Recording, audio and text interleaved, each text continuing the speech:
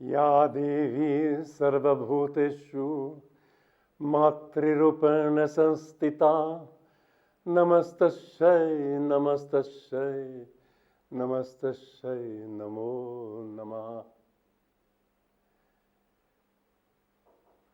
God can be worshipped in many forms. I myself love the mother. As my guru used to say, mother is closer than the father. Mother, no matter what you do, will they be there to forgive you. Mother, no matter how good or how bad, you can pray to her, naughty or good, I am your child. And so in that spirit, I would like to read from Conversations with Yogananda, this book of sayings that I recorded many, many years ago. You know, some of the sayings are amusing, some are very serious, some are profound, some are light. This is sort of halfway between. This is saying number 14. The master wouldn't, as a rule, perform weddings if he saw that a couple were not suited to one another, though circumstances forced him sometimes to relent in this respect. A couple once came to me, he told us, and asked me to marry them. I could see at once that they were unsuited to each other, so I refused their request. Let us go, Diyar, the man said angrily. I remember with delight the master's Bengali inflection as he imitated that word wrathfully delivered, Diyar. They'd reached the door when I added, please allow me to give you this one piece of advice. Just don't kill each other. Let's get out, Diyar, the man repeated furiously. He thought I was deliberately insulting them. Well, 2 months later they returned. Thank God you sent us away with that warning, they cried. If it hadn't been for that, we might well have ended up killing each other. They hadn't realized what a cauldron of rage boiled within them. Marriage removed the lid from that pot. The steam, once let out, scalded them. How often people make the mistake. Well, thank God it's not so much here in India because marriages are arranged more for the children than in the West. But as my guru often said, marriage in the West is often like a wedding between a nice shade of lipstick and a bow tie.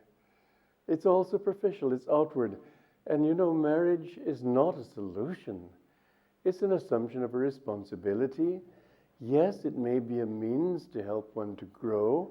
There's nothing wrong with it, obviously. We wouldn't be here if it hadn't been for that. But on the other hand, there is a need to understand that our fulfillment is not going to come from anything outward or from anyone else. We have to learn to live in ourselves, but then the wonderful thing is that when we do, we find that we can live in harmony with everybody.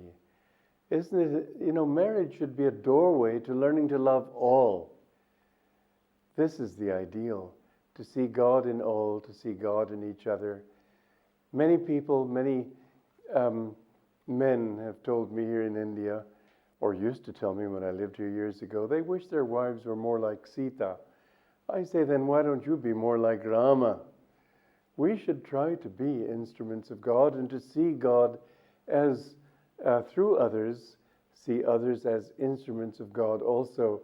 If we can meet together in a divine way, this kind of mutual respect and dignity is what marriage ought to teach us. But unfortunately, you find that with false intimacy, that sense of respect, that sense of distance goes a little bit frayed. We need to learn to see one another in a divine way. Now, this is what I saw about my guru. You know the saying, no man is great in the eyes of his own valet. Well, the closest disciples of our guru were those who held him in the greatest respect and awe. Because he always had that sort of an aura of remoteness. He could be so jolly and so friendly. He could also be very distant, But whether jolly or distant, whether friendly or impersonal, there was always this sort of aura of distance around him that you felt that you couldn't really touch him. Something inside was far away. The distant closeness, as he himself put it in Autobiography of a Yogi, the distant closeness of omnipresence. If, however, we can learn to live in that kind of harmony, I have had the opportunity, and it's been a gift to me of God, to be able to start communities. And I have started about 7 communities, 6 in America, 1 in Italy. I'd like to start communities here in India. But what I've seen in these communities is that there is harmony. 1,000 people all together in these different communities, and they're always in harmony. I don't say always, that's exaggerating, but for example, our meetings. When I pick up the newspapers here in New Delhi, and I read about half the parliament storming out in protest against the other half, and the next day the other half storms out in protest against the first half, and there's always fighting and sometimes even coming to blows. And I think, my goodness, here we have a group of people living together at close quarters, and yet there's always harmony. I cannot remember in the 35 years of our existence, I cannot remember a time when a meeting didn't end in harmony. That didn't mean that I was there imposing my will on anybody, no. I give people a right to express their will. But we respect each other, that's the secret of it. We allow people to be what they are. If we don't agree, okay, let it be. Let's agree to differ. But we have seen, and from experience, I'm not just giving you some beautiful, airy theory, but from experience we have seen this, that people think, first of all, if they think, first I want to do God's will, and why do they come to a spiritual community if not for God's will? So immediately they're not thinking, what do I want, but what does God want? The second thought is, what's good for everybody, not just what's good for me. And when they can think that way, then they discover that everything is harmonious. I can give a little bit here, they can give a little bit there. How many times, because I'm the founder and I've retired now, but I'm the leader still in a sense. That is to say, people give me that kind of respect. I don't claim it. But the nice thing about having retired is I don't have to worry about all the little details.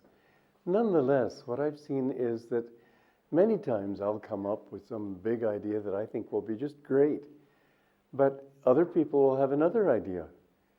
And if I can accommodate that idea, I give up mine. Because I feel that the only way to build a community is to build leaders. And the only way to build leaders is not impose my will on them, but let them come up with their ideas. And certainly it happens sometimes. After all, I have more experience and some intuition. And sometimes I will see, well, that won't work. But if I say it won't work, that gets discouraging. So usually, if I know it won't create too much of a disaster, I'll say, well, okay, let's try it. Many times I find that their ideas are good, better than mine. Fine, wonderful. I'm not interested in being right. I'm just interested in the best thing happening. And so again, another reason for our harmony is that nobody wants this and wants to impose his will on other people. We just want to do what's right. And in this relative world, you can't ever say that this is right and that's wrong. No, not usually, let's say. Often they're grays. Some things a little bit more right, some things a little bit less right. But you take the best that comes along. One of the important things, and I've seen this in people who have started communities, because back in the 60s when I started Ananda Village, there were thousands of other people trying to start communities. Just about all of them have failed.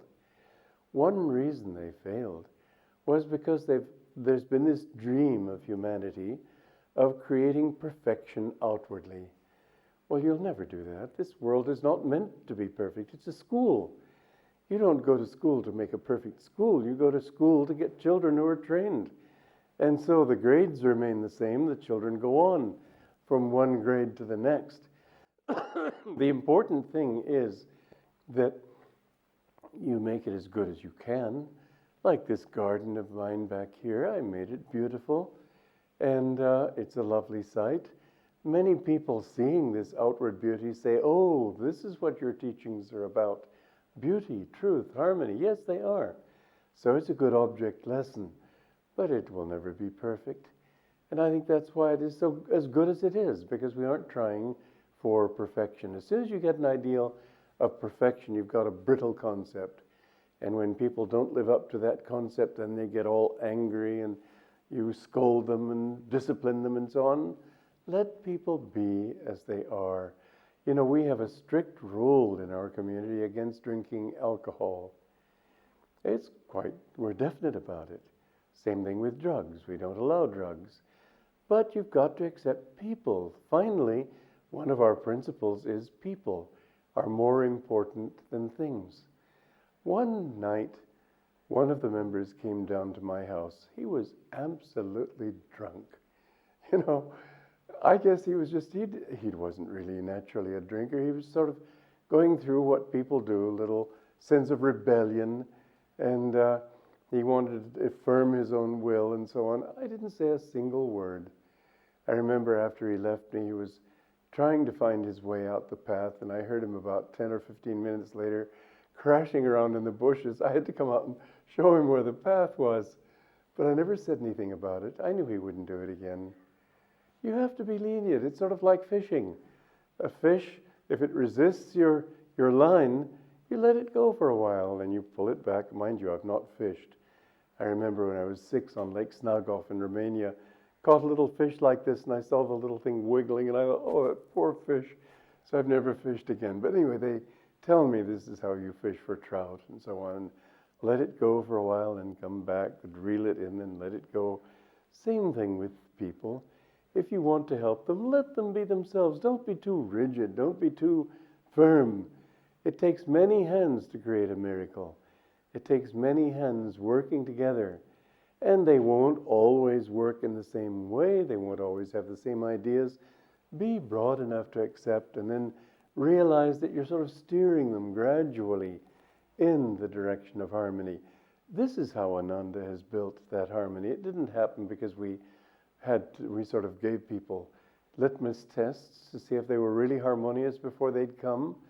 We've accepted a lot of rebels. I remember somebody said to my guru one time, "I'm sorry I'm so stubborn, Master." And the Master said, "It's all right. I attract stubborn people." Well, I do too. I believe in letting people be themselves. And I'm a stubborn person. But I believe in being stubborn for the right. Not stubborn because you have a desire or stubborn because you want things to be like that. Learn to turn that stubbornness that you have, that strength of will, learn to turn it toward greater harmony, greater accommodation of other people, respect other people as they are. This is all a part of yoga. Mind you, yoga is not just going off into the silence and chanting Om Bhurvuvaha Swaha or doing the different mantras and breathing exercises and so on. No. Yoga should be practiced in daily life. Yoga should be something that we externalize so that we are being yogis when we cook, when we eat, when we talk, when we're being friendly, when we work. This is actually one of the wonderful, if not in some ways, well, I won't say the most, because certainly yoga, Kriya Yoga, meditation was more important. But what Yogananda came to bring to the world and to the West was to show how yoga can be put into action. Not just something up in the Himalayas, not something you do when you go to your home after office hours and close the door and put on a clean dhoti and take a bath and then do your yoga, your Kriya Yoga breathing exercises and so on. All of that's very important. But what he taught us how to do was to actualize it in daily life. We need to learn to project outward into our lives that inner centeredness, that inner peace, that devotion. Not wear it on your sleeve and say, look, I'm a devotee. Just be that. And you will see that people's lives will change. You know, I had a wonderful experience years ago. I was at a concert in Paris. And it was my birthday, and the doors were closed, but I called out in French, c'est mon anniversaire, it's my birthday. And so the man there allowed me in, although the place was full. Well, the auditorium was completely full, so I had to sit behind the altar in this church where they were playing, and the music was so joyful, I just felt uplifted. Well, you know, I was on the metro, the underground, the subway, whatever you call it here, and an old woman came to me and said, do you remember me? I said, well, I'm sorry, no, I don't. But I was in the audience. You know, there were 700 people in that audience. How could she think that I would know her? But she had such a feeling of close connection with me because she felt my joy. You find that when you feel that inwardly, you make friends everywhere. She sat down and started telling me about troubles she was having in her family, just as if I was an old family friend. You will see that the more you have in yourself, the more you can work with people. This is how Ananda has been built. It's a miracle. But it's a miracle of many hands. It's been built by many people, all believing in the same thing, working together, sometimes having ups, sometimes having downs. The wonderful thing about a community is that when some people are down, other people are up and they're lifting them. There's no judgment. There's no scolding, you should be this way. Everybody's there helping everybody. And what a wonderful way of life it is. I know 35 years have convinced me. God bless you.